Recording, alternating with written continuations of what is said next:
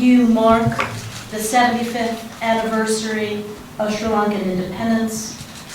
I don't have to tell you that this is obviously a critical moment for your country as the government works with the IMF and international creditors to stabilize the economy and to put Sri Lanka back on a path to stability, recovery, and growth.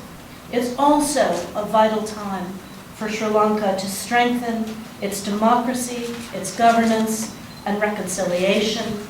This includes proceeding with local elections this March, giving people across the country a voice in their future, starting of the national dialogue on reconciliation, which needs to show results for all Sri Lankans, and proceeding with reform of the PTA so that it meets international standards.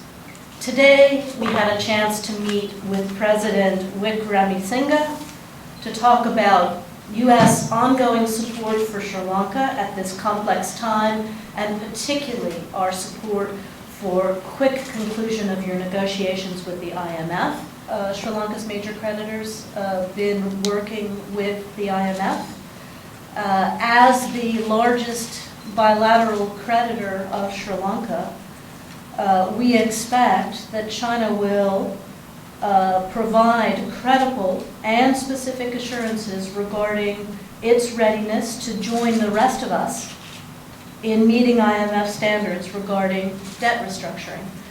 So we are increasingly seeing all the rest of Sri Lanka's creditors come forward with those assurances, and now all eyes are on China to do the same. China says that they will give a 2-year moratorium, and India too has given an assurance. And we saw that the IMF has already released their disbursement for Bangladesh, but Sri Lanka is still waiting to overcome this crisis. What is your stance on this? We want to see an IMF agreement as quickly as possible. That's what Sri Lanka deserves. That's what Sri Lanka needs. We, the United States, are prepared to do our part. Our Paris Club partners are prepared to do their part.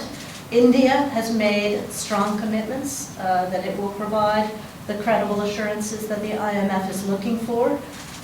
What China has offered so far is not enough. As I said before, we need to see credible and specific assurances that they will meet the IMF standard of debt relief.